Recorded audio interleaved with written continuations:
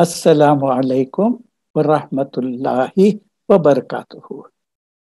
Innal hamdulillah nahmaduhu wa nasta'inuhu wa nastaghfiruhu wa nu'minu bihi wa natawakkalu alayh. Wa na'udhu billahi min shururi anfusina wa min sayyiati a'malina. Man yahdihillahu fala mudilla lah wa man yudlilhu فلا هادي له ونشهد أن لا إله إلا الله وحده لا شريك له ونشهد أن محمدا عبده ورسوله رب اشرح لي صدري ويسر لي أمري واحلل عقدة من لساني يفقه قولي. Yes. اللهم انفعني بما علمتني وعلمني ما ينفعني وزدني علما. Ahlan wa sahlan for the 52nd session of the Seerah of the Prophet Sallallahu Alaihi Wasallam. Alhamdulillah, all praise and thanks to Allah. I think with this 52 weeks, we have covered about a year of the Seerah sessions that we have been doing. May Allah help and guide us as we proceed further. Ameen Ya Rabbil Alameen. Now, to recap the previous session, number 51, which we had last week, what was the cause of the end of the Jewish autonomy in Arabia? They were very powerful. What happened was, it was the lack of fundamental unity amongst the Jews themselves. And whoever they had as allies from the Arabian Peninsula, they were attached to the Jews only through bribes. And this was never a strong link at all. The lessons that we can take from this is that at that time, the Muslims were united. And therefore, they were very strong. Unfortunately, now the Muslims are all divided into numerous sects, and they have absolutely no unity. And the only thing that they have is differences amongst themselves. The rope of Allah. In spite of Allah subhanahu wa ta'ala telling us in Surah Ali Imran, ayah number 103, to hold on to the rope of Allah. The rope here is the Quran. The Muslims still prefer to hold on to the sects that they claim they belong to. It's very unfortunate. We must understand that Allah subhanahu wa ta'ala judges us by the state that we die in, and also the importance of sincerity. We came across the story of a Bedouin who fought along with the Muslims. They told the Prophet ﷺ that this Bedouin would become a martyr, the way he was fighting. But the Prophet ﷺ said that he would be in the hellfire. This proved to be true ultimately when he got injured and he killed himself. Why did he kill himself? He felt that this injury was not something major. He could be taken out and he could nurse out of that and he could come back okay. He did not want that to happen. He wanted to die in the battle. So what did he do? He took the sword and killed himself. So his intention was only to gain popularity. There was no sincerity in the act that he was doing. We then addressed Datur Riqa, the invasion, and some of the incidental clashes that took place at that time. The desert Bedouins who took area of Najd as a particular territory, they had a liking to live in the wilderness in dispersed and scattered spots. It was very difficult to attack all of them the same time or to approach all of them the same time. And it was difficult to bring them under control. Somehow, alhamdulillah, they managed to overpower many of these things. It was very useless to carry out any preventive campaigns, so the strategy had to be quite different. We now come to the Madinian culture, especially at that time, which was outspoken women. The women in Medina tend to be more outspoken with their husbands.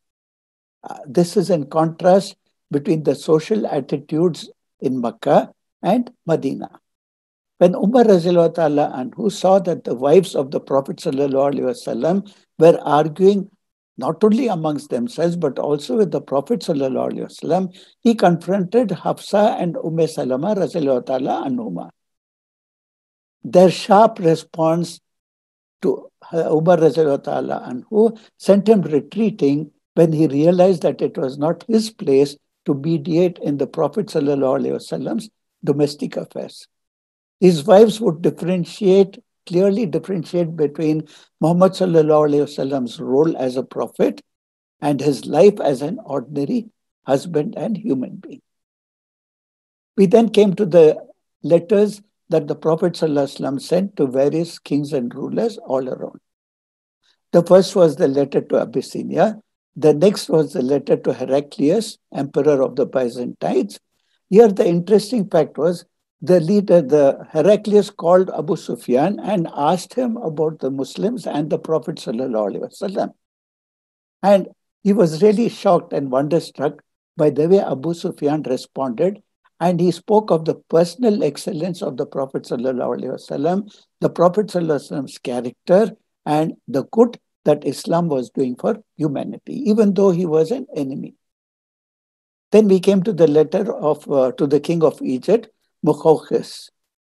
He did not respond positively, but what he did was he sent a few gifts to the Prophet Sallallahu Alaihi Wasallam, and this included 2 maids from the noble Coptic families. Maria, the first maid, stayed with the Prophet Sallallahu Alaihi Wasallam, and she gave birth to Ibrahim. Aisha and Hafsa Razilullah Ta'ala Anhuma, they expressed their displeasure on behalf of the Prophet Sallallahu Alaihi Wasallam's wives to the Prophet.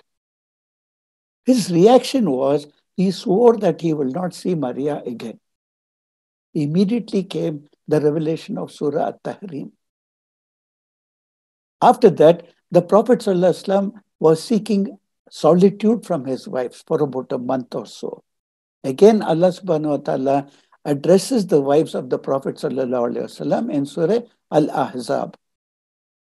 And the wives chose Allah and the Messenger Sallallahu Alaihi Wasallam. Can we have the next slide, please? Continuing with the letters, we have the letter to Khosroes, the emperor of Persia. Abdullah bin Hudafa as-Salmi anhu was chosen to carry the letter to this through the governor of Bahrain.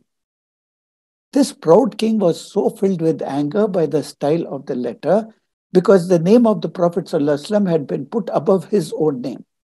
He tore the letter to pieces and sent a command to his governor in Yemen to send a couple of men to arrest the Prophet ﷺ and bring him to his presence.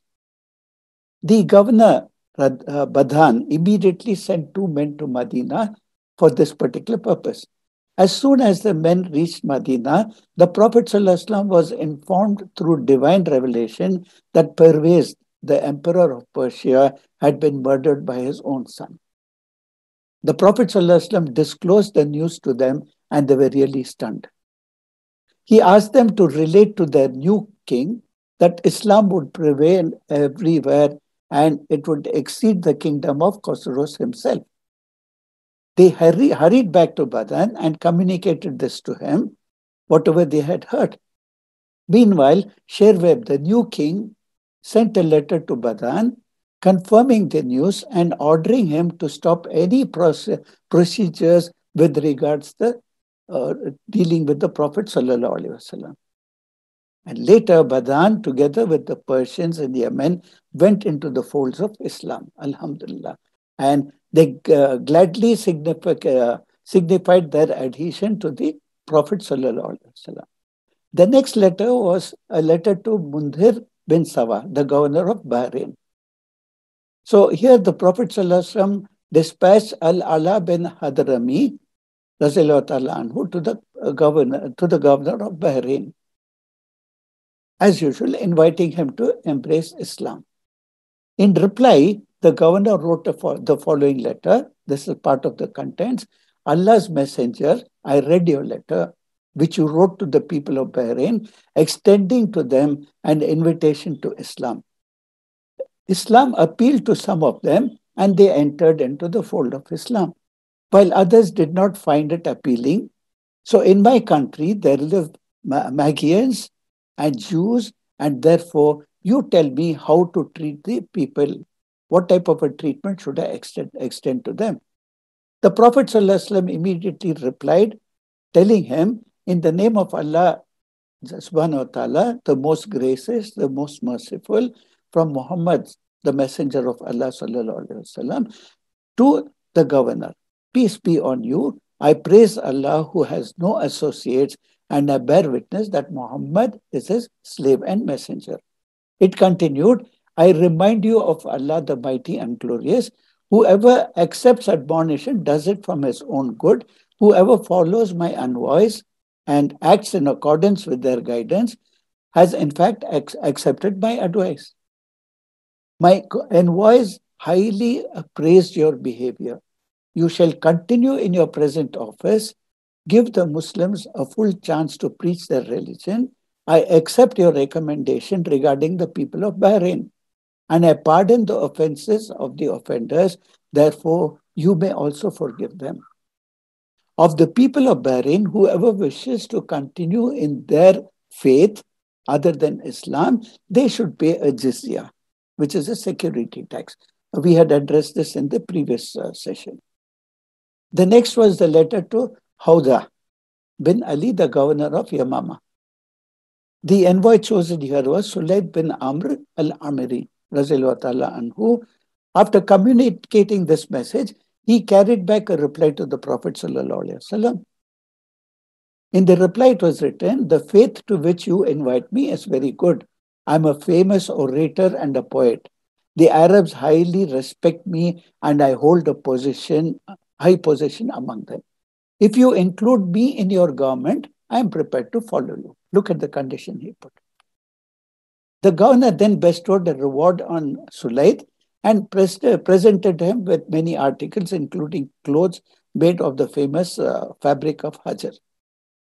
He put all these presents before the Prophet sallallahu alaihi wasallam. The Prophet sallallahu alaihi wasallam did not accept these, and he did not accept the demand of that governor. He usually turned down such authoritative tone and would say the whole matter was in the hands of Allah, who gave his land to whoever he desired. Jibril alayhi salam later came with the information that Hawza had died. The Prophet sallallahu alaihi wasallam, in the context of his comment on this particular news, he said, as for Yamama, from it will come a liar claiming to be the prophet. He will claim prophethood after me, but he shall be killed. When someone asked who would kill him, the Prophet replied, you and your companions. And it so happened it occurred as the Prophet had mentioned it. The next was the letter to Harith bin Abi Shimr al-Ghassani, the king of Damascus. Suja bin Wahab, anhu, he had the honor of taking the letter to this person. He read this in front of the audience and he was very, very angry. He says, who dares to dispose of my country? I will fight him. Referring to the Prophet ﷺ. And he arrogantly rejected the Prophet ﷺ's invitation to the fold of Islam. And finally, we talk of the letter to the king of Oman, Jaifar, and his brother Abd bin al-Julandai. Here, Amr bin al-As was chosen to carry the letter to the following to this man, and the following story that happened. He was admitted to the audience of Jafar. He said, when I arrived in Oman, I contacted Abd, who was known to be more mild-tempered than his brother. We discussed some views on this issue. So Amr stayed there for some days till he was admitted to Jaifar's court, until he was granted this particular permission. Then he said, he asked me to hand him the letter. He read it. After that, he asked me how the Quraysh had reacted. And he said, I answered that they had followed him, some out of their own free will, and others overpowered by military fighting. Now, people have chosen Islam in preference to other creeds, and they have realized that their mental insight that they had been straying was total darkness. So he said, I advise you to embrace Islam so that you can provide security not only to yourself, but to your country. So here he asked me to, this Jaifar asked him to come back on the next day. The following day, he showed some unwillingness in receiving this man and his own brother. So Abd interceded, and Amr bin al-As was given the chance to see him again. But this time, he started threatening him in an arrogant tone. Then after that, there was a private talk between him and his brother, and reconsidering the whole situation, both of them embraced Islam. The context of this story, it actually reveals that this letter was sent much later date than what the others were sent. However, we are including all this in one particular presentation. Through these letters, the Prophet ﷺ managed to communicate the message to most of the kings at that time. Some of them believed, while others remained obstinate, and they continued in their disbelief. Can we have the next slide, please? After the Treaty of Hudaybiyah and what arrangements, the agreement was reached, the Prophet ﷺ now decides to perform Umrah. This was towards the end of 7th year Hijri. The Prophet ﷺ ordered the people, particularly those who had witnessed the Treaty of Hudaybiyah, to make preparations to perform Umrah. Umrah is, as we know, it's a lesser pilgrimage. So Uwayf bin al-Adbat al-Dilaymi, Rajallahu ta'ala anhu, or I think it was Abu Rahum al-Ghifari, one of them was asked to take charge of Medina. And the Prophet ﷺ proceeded with 2,000 men, along with some women and children, and about 60 sacrificial animals on the way to Makkah. They took with them their weapons, fearing that there would be a treachery from the Quraysh, and eventually they left them with a group of 200 men about 10 kilometers before Makkah. They did not take these weapons into Makkah. Now here, how were the rituals performed? I won't go to the fiqh issues, etc. We'll just go to the brief on how it was done. They entered the city with their swords and their scabbards. That means they're not there to fight. And the Prophet ﷺ was leading them on his she-camel, Al-Qaswa. The surrounding companions who were with him, they attentively focused their attention on the Prophet ﷺ, and always they raised their voice by saying, Labbaik Allahumma labbaik. Labbaik la sharika laka labbaik. Here I am at your service, Ya Allah. Many of the Quraysh, what they had done was they left the place and they retired to their tents on the top of, there's a mountain, Khaykuhi. I'm sorry for that. Some stayed in their houses for 3 days. They didn't come out at all. And some went to the parliament, which is Dar al-Nadwa, and they remained there. At that time, a rumor spread amongst the Muslims, towards the Muslims, that they had all become weaklings. In Medina, there was some plague was there, their health was not good, and they were not at all strong. They had come as weaklings. When the Prophet ﷺ heard this, he immediately commanded the Muslims to perform this usual circumambulation vigorously and elegantly. They did their best to appear strong and firm in their rituals which they performed during the Umrah. They were ordered to run in the first 3 rounds and then walk in the remaining rounds. After completion of the ritual walking and running between the 2 hills, Safa and Marwa of Makkah, the Prophet ﷺ, along with the Muslims, halted at Marwa, and there the sacrificial animals were slaughtered, and then the heads were shaved. All those who had performed the Umrah, their heads were shaved. From this, what lesson do we get? When we perform Umrah, to the maximum possible extent, we should perform this circumambulation briskly, vigorously, and elegantly, and not in a very casual manner. The main body of the pilgrims had now performed the basic rites, which is the Umrah. However, about 10 kilometers away from Makkah, there were some Muslims who were taking care of the weapons. They still had to complete the Umrah. So the Prophet ﷺ ordered regular swaps of this 200 people. 200 used to stay there. These 200 used to come and perform the Umrah, while the other 200 were guarding the weapons. So till the entire Muslim group was able to complete their Umrah. Now, we can just only imagine the feelings of the Prophet ﷺ and the Sahaba after they entered Makkah, after so many years, nearly 6.5 to 7 years. The Prophet ﷺ saw the house of Khadija radiallahu ta'ala anha. He saw all the valleys that he grew up in, the different places. He saw the city of his Medina, city of his mother, his father, his grandfather, Abu Talib, all these, and the memories that he had with them. We can only imagine the feelings of the Prophet ﷺ, overwhelming with emotion. He was a human being also. This particular Umrah, which was performed by the Prophet ﷺ, people have given it different designations.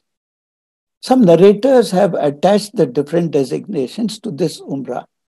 Some call it the compensatory Umrah, the Umrah al-Khada, which was performed in lieu of the earlier Umrah decision they had taken, but they were stopped at Al-Hudaybiyah. The word Khada here means to follow up or make up of a missed or a disrupted act of worship. Like we do Khada Salah sometimes, we miss a Salah and we do the Khada later. Another name given is Umrah al-Khadiyah. The word Khadiyah here means decree or a decision. This Umrah was contractually agreed in with the negotiations between the Muslims and the Quraysh.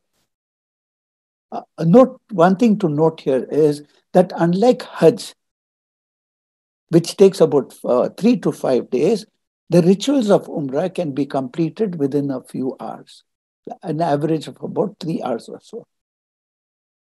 We now come to the marriage of Maimuna bint al-Harith radhiyallahu ta'ala anha. She was the last wife of the Prophet sallallahu alaihi wasallam. Al-Abbas radhiyallahu ta'ala anhu, his wife is al-Fadl. Her sister is Maimuna, who married to one Abu Raham ibn Abdul Uzra, and she became a widow later. She had reverted to Islam and did not want to remain with the Quraysh. So al-Fadl told her husband, Abbas radhiyallahu anhu, to speak to the Prophet about this.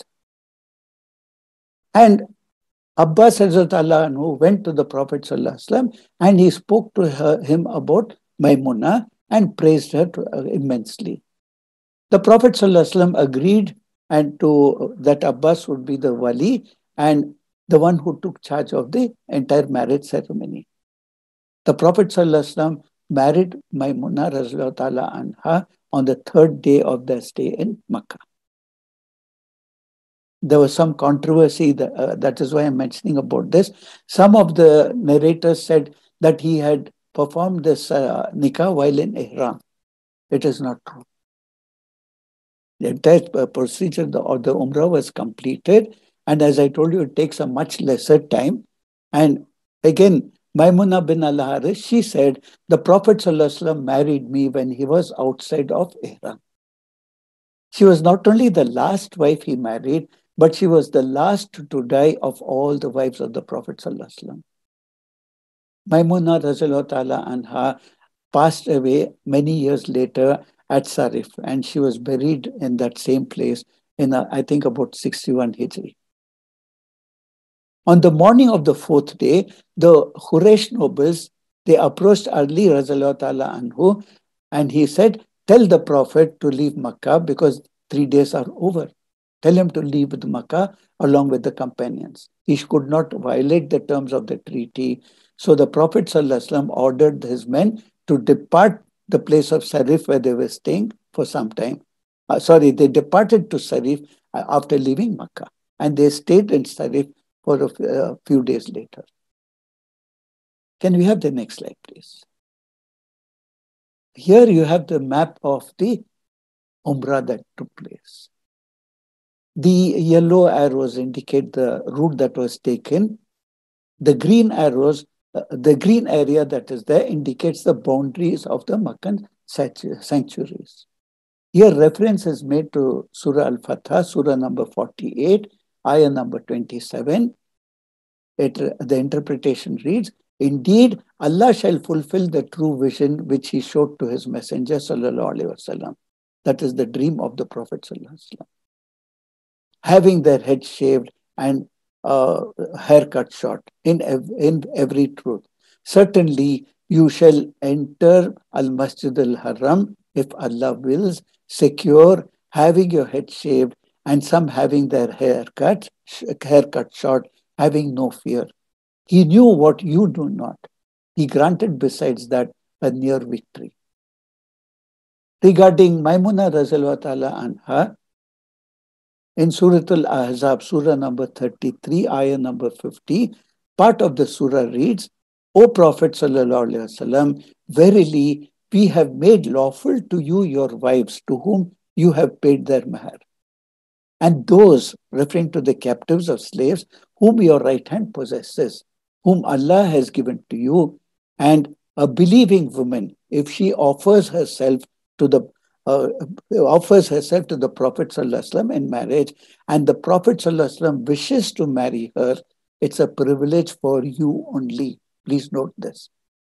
This is a privilege given by Allah only to the Prophet ﷺ and not for the rest of the believers. This is in the ayah. Can you have the next slide, please?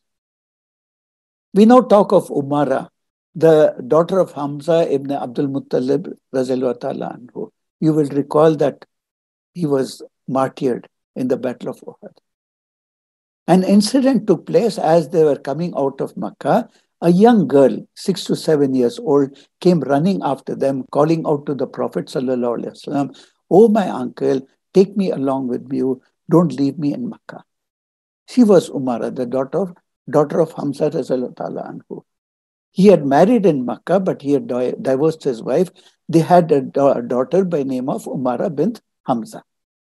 Her mother was Salma bint Umais, who again was the sister of the famous Sahabiyat Asma bint Umais.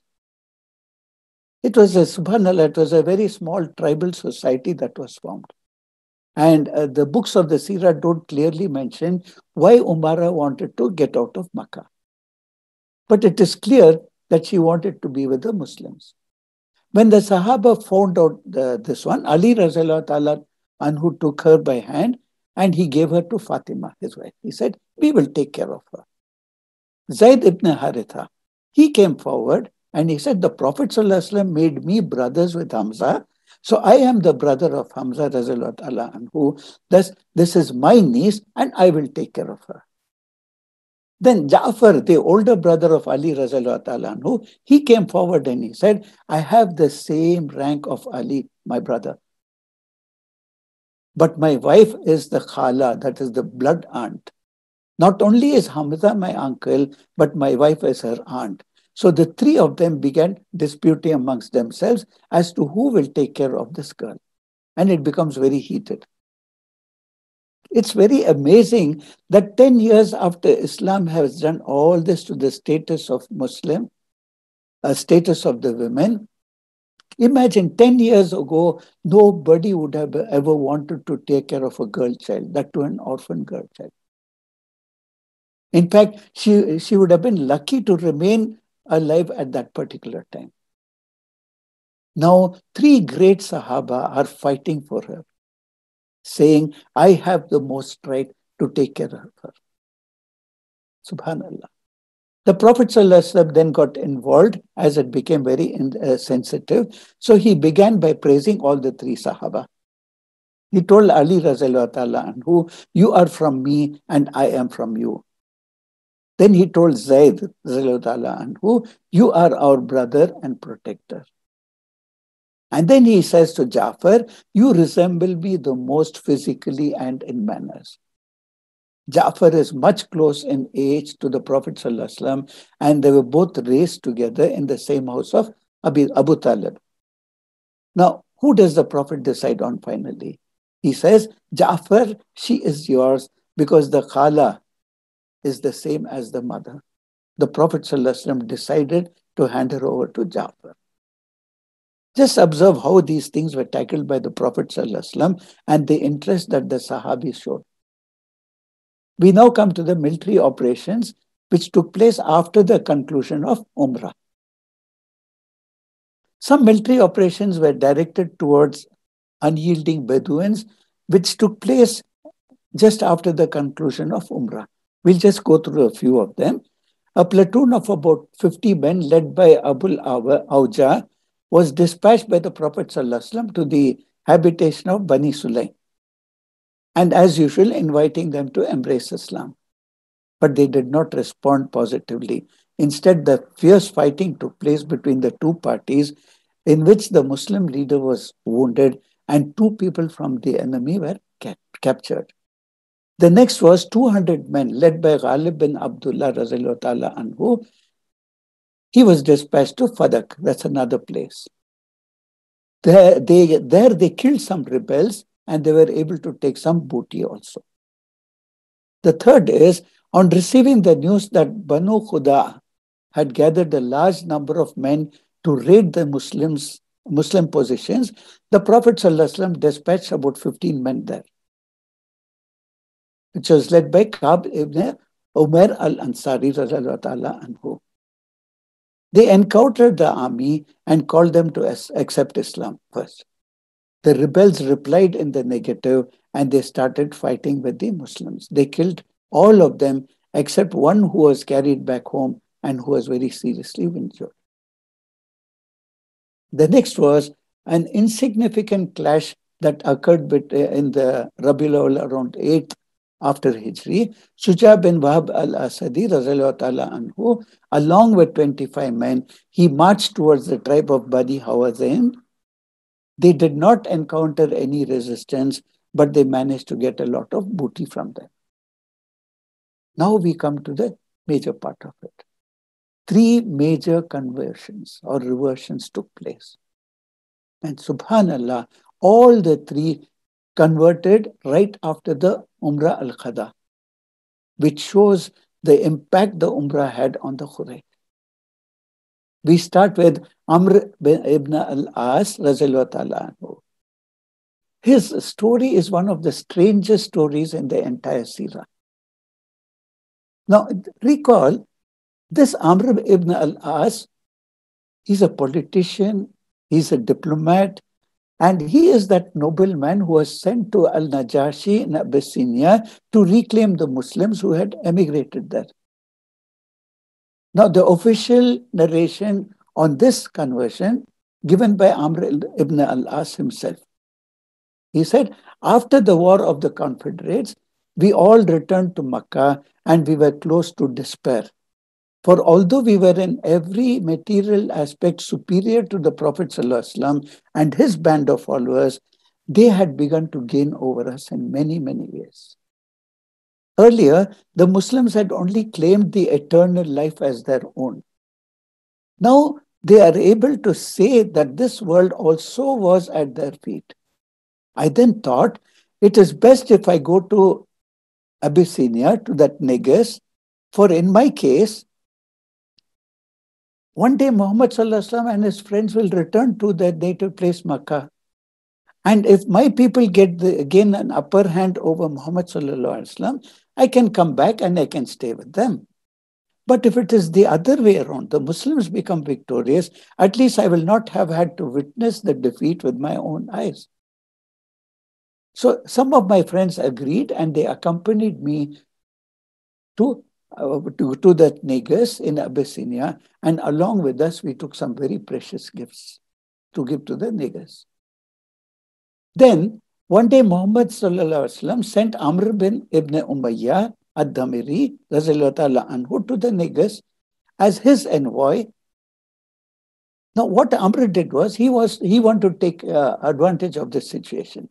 He said, I went to Negus I assumed that he would be displeased by this agent of Muhammad Sallallahu Alaihi Wasallam. I thought he would hand him over to me for me to deal with, in which case he would not have any blame. I can take care of the man, I can murder him, and people will appreciate me for having handled this particular person. When I put these ideas to the Negus, he flew into a rage. He gave me a big blow on my face that made my nose bleed and drove me out of his presence. I then said, had I known that I would occasion such anger, I would not have been so bold as to talk to him. Because the Negus at that time had already accepted Islam and he had welcomed the immigrants there.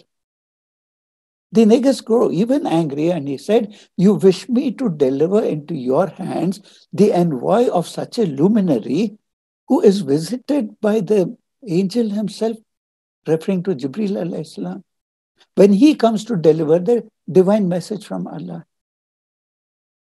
Amr said, I then asked the Negus, is that truly what you believe? He replied in a very stern manner, don't waste your words. Muhammad sallallahu alaihi wasallam is a true prophet. If you are a real man, confess Islam and know that one day he will vanquish all his opponents. And he says, just as Musa alayhi salam was Kalimullah and he beat Fir'aun, but just with the staff of in his hand, so Muhammad sallallahu alaihi wasallam is the proof of Allah and he will persuade those who you argue against him. Then Amr said, I felt the presence of the Negus my presence at Negus he was fully dejected. I now was sure that there was no other way ahead in the world other than my becoming a Muslim. I made up my mind to it and secretly set out for Medina. Then I grew aware that Khalid ibn al-Walid was following me. He contacted this man. He says, where are you going? Khalid was open-minded and a very outspoken purpose. He did not take no of my decision, he said. And Khalid replied to Amr, no need remains for stubborn persistence on the way of disbelief that our fathers and forefathers have shown us. There is no gain or grain of doubt that Muhammad sallallahu alaihi wasallam, whom we used to know as Al-Amin, he is a true prophet. And he said, I am on my way to Medina into his presence to surrender all that I am and all that I own, that he may teach me to worship the Allah that he preaches. I will entreat him to forgive me for all the outrage and insolence that I worked against him. If I can achieve his pardon, there is no man happier than I. In this way, Amr said, we proceeded to Medina together and we were met with a gracious reception by Muhammad sallallahu alaihi wasallam, and we entered Islam. Now we come to Khalid ibn Walid ibn al-Mughira. Here again, I would like you to recall that the Quraysh were composed of several tribes, and the top three of them was Banu Hashim, Banu Umayyah, and Banu Makhzum. Among the smaller tribes to which Umar Rasulullah Ta'ala anhu belonged was the tribe of Banu Adi. Al-Walid ibn Mughira, that is the father of the Khalid, was the chieftain of Banu Makhzum. He was not only the most famous Quraysh in that place, but also the official poet of Makkah. I'm sure you can recall the incident that took place. Abu Talib was the chieftain of Banu Hashim. When the Quran was revealed, the Quraysh came to this Al-Walid at that time, and what he said was, let me think for a while. And then Allah mentions in the Quran, in Surah Al-Muddathir, Surah number 74, ayah numbers 12 to 27. I'll just read them. And to whom I granted extensive wealth and children present with him and spread everything before him, easing his life, then he desires that I should add more. No, indeed, he has been towards our verses obstinate. I will cover him with arduous torment. Indeed, he thought and deliberated. So may he be destroyed how he deliberated. Then may he be destroyed how he deliberated. Then he considered again. Then he frowned. Then he scowled. Then he turned back and was arrogant and he said, "This is nothing but magic, which is initiated from others. This is not but the word of a human being. I will drive him into succor." This was the way Al-Walid had spoken. Khalid is also referenced in the Quran as one of the many children that Walid had. Allah exposes him in such a powerful surah, and Al-Walid is the same one whom the Prophet ﷺ was talking to when he returned from Ibn Maktoum. You recall Surah Abasa? The Prophet ﷺ was so much concentrated talking to Al-Walid that he frowned at Ibn Maktoum Ibn Maktoum when he came to the Prophet for some clarification. In this surah Al-Abasa, how does Allah say? As for the one who thinks he has everything. So Al-Walid was a noble man, but he did not stoop to low levels. He was a sort of a noble enemy. That's why he listened to the Prophet. He did not go and he was not obstinate to the Prophet. And the reason why the Prophet ﷺ was giving him dawah, because he was ready to listen. But when the blind Sahabi, Ibn Maktoum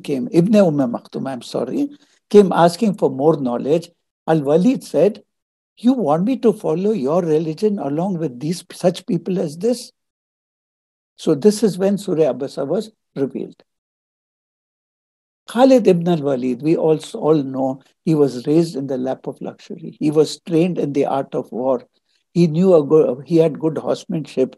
He did not fight in the Battle of Badr. But after this, he participated in every single battle against the Muslims. And in every single battle, he caused the most damage to the Muslims. At the Battle of Uhud, he single-handedly caused a lot of destruction. At Khandaq, he was the one of the few who broke the defenses and made it into Medina. But when he realized that he was outnumbered, he retreated. He was sent to Hudaybiyah to block the Prophet ﷺ from going to Mecca. But then at that time, the Prophet ﷺ had outmaneuvered him. So the story of Khalid's conversion or the reversion is mentioned by him in the first person. You'll find this in Ibn Kathir, the Sirah of Ibn Kathir. When Allah wanted good of me, He threw the love of Islam to my heart. And I said to myself, I have witnessed all these battles against Muhammad sallallahu alaihi wasallam, and every time I participated, I have sensed I'm being turned away. And ultimately, Muhammad sallallahu alaihi wasallam would be victorious. The final straw was at Hudaybiyah, when I met him at Asfan. I was ready to charge, but even during Salah, all the Muslims were performing the Salah of fear. When he observed this, he says, when I wanted to charge them while they were doing their Salah, he knew that I was thinking about this prayer of the Muslims. And he did not charge forward at all. He did not have the guts to attack the Muslims at that time. Even at Hudaybiyah, Khalid says, he managed to outflank me. I realized this man is protected and I cannot get to him at all. And I realized after the treaty that he will be ultimately victorious. So I thought to myself, where should I go? Should I go to Abyssinia? What will I do there? And what are the followers of his going to do there? If I go to Rome, they will force me to convert to Christianity. I will have to change my culture and I have to live there as a stranger. So I continued remaining confused until the Umrah the Prophet ﷺ came for. He says, when Muhammad ﷺ and his companions came to perform Umrah, the first time around they arrived in Hudaybiyah, I went to meet them to cut them off. But now I'm not going to trouble them. I did not trouble them at all. I have been greatly affected by the way the Umrah has been done. When Asr time came, the Prophet ﷺ at that time at Hudaybiyah, he did the Salatul Khawf, which was a very specific type of prayer. Half the army prays while the other half goes on defense. This operation had a huge impact on the Quraysh and also on Khalid. So he tells his cavalry, look, he's protected. They are not going to let their guard down. So we can't go and attack them anymore. So when the Prophet ﷺ entered Makkah and he did not find me, this is what Khalid says, he asked about me. My brother left me a message. The brother had already accepted Islam. The name of the elder brother was Al-Walid ibn Al-Walid. He had embraced Islam much earlier. When he became a prisoner, Khalid, what he had done is, he had sent 4,000 dirhams for his ransom. I hope you recall that. And Al-Walid waited for his brother to pay the ransom, and he went to Makkah along with his brother. Once he reached Makkah, he ran back to Medina. His intention was to make sure that those 4,000 dirhams remain with the Prophet ﷺ and the Muslims. That is why he went to Makkah just to follow, and then he came back to Medina. He wanted the Prophet ﷺ to have the money from the Quraysh. So Al-Walid wrote to him in a letter, wrote to Khalid, I have not seen anything stranger than you running away from Islam. For how long will you oppose Islam? And the Prophet ﷺ asked about you when he came to Makkah. And he said, it's not befitting that he neglects Islam. If he were to put his talents and energy against the disbelievers, we would honor him greatly. So my dear brother, make up what you have already passed, because many opportunities have passed by you. Change over before it becomes too late. So when he read this letter, he decided to convert. Khalid ibn Walid, he embraced Islam as the very last batch before the conquest of Makkah. He went to Safwan ibn Umayyah and he told him, what do you think about embracing Islam? But Safwan said, if I'm the only person left in the world, I will not embrace Islam. This was his response.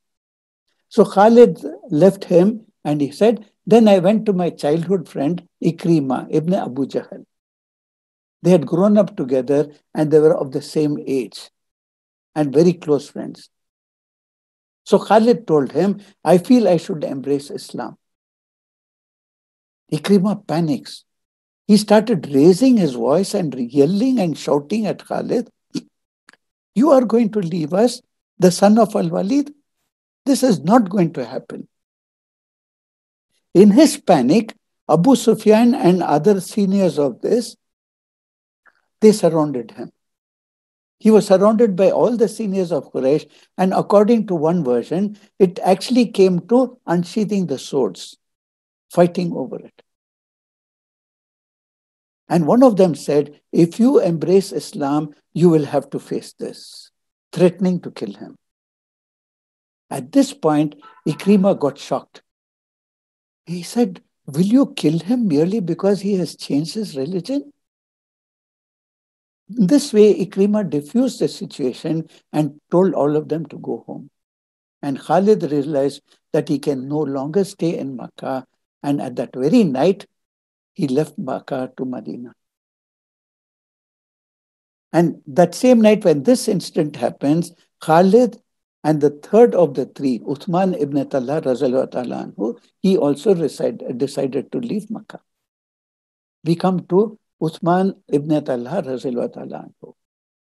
He left Makkah with Khalid ibn al-Walid. The very next day, they bumped into Amr bin al-As on his way from Abyssinia. Umar ibn Talha is the Sahabi who's going to be the key holder of the Kaaba. Can you imagine? After the conquest of Makkah, the key was handed over to him. It's a great honor. What are the lessons that we learn from this?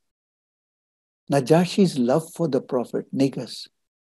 Look at him, what he says. You want me to kill the envoy of the man who Jibril comes down for? So Amr knew everything the Najashi had told him, but this time it finally clicked into him. This is actually human nature.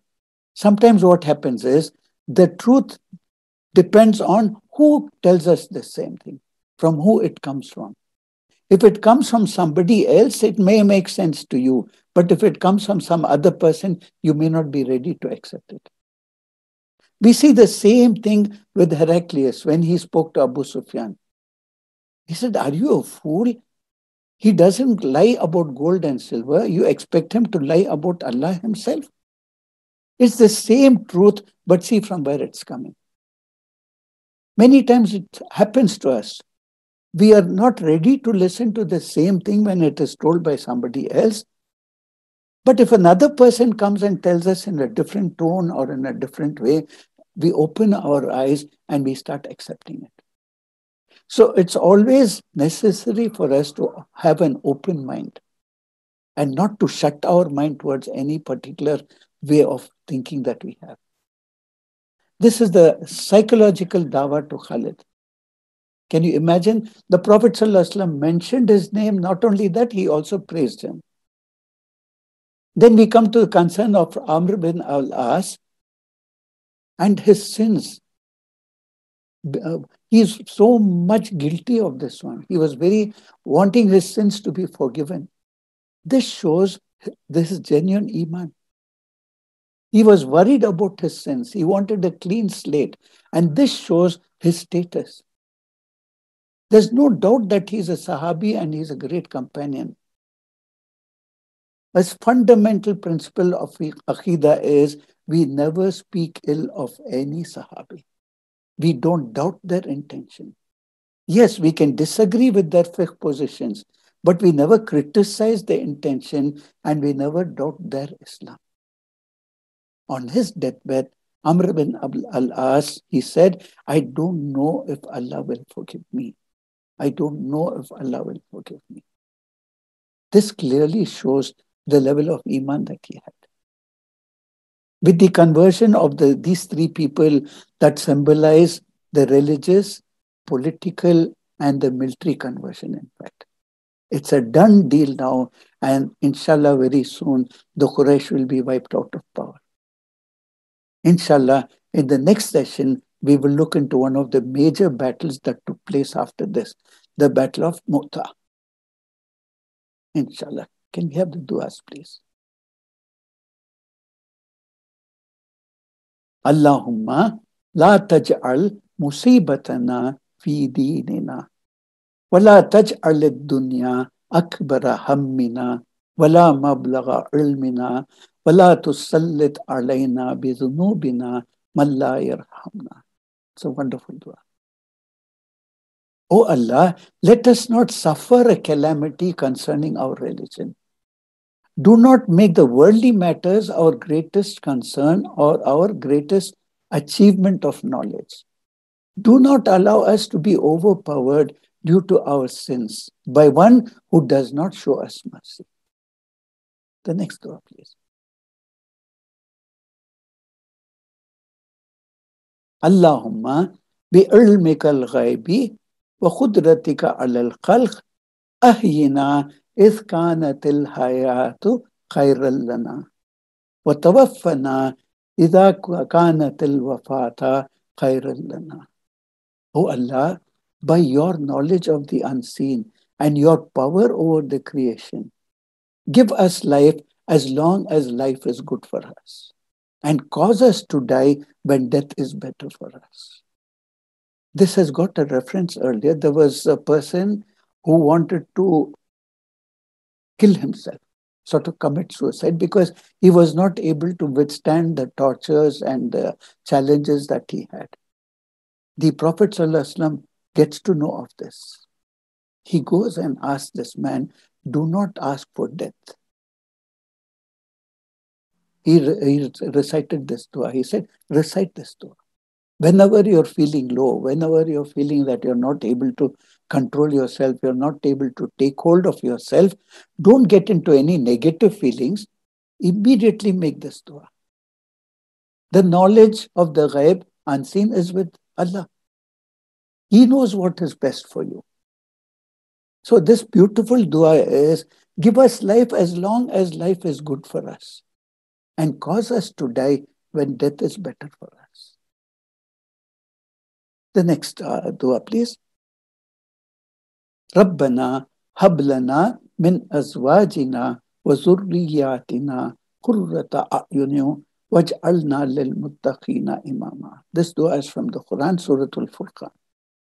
O my Rabb, bestow on us from our wives and our offspring the coolness or the comfort of our eyes, and make us leaders of the pious people. Here, the coolness of the eyes that is mentioned in Arabic, if you understand the real meaning behind how wonderful you feel when you get the coolness of the eyes. In the desert places, people are walking around in the hot sun. It's so difficult to even open the eyes. It's so hot. At that time, if someone pours a little water on your eyes, how the eyes become cool, and what a type of a feeling you get, the coolness of the eyes. This is what we are expecting from our families. That how we bring them up and how they come up later in life, they should form the coolness of our eyes. They should be the comfort for us. This is a really wonderful dua. And not only for us, but it also goes for our progeny. That's why it says, make us leaders of the pious people. May Allah accept our duas. Ameen ya Rabbil Alameen. Jazakumullah khairan. Assalamu alaikum wa rahmatullahi wa barakatuh.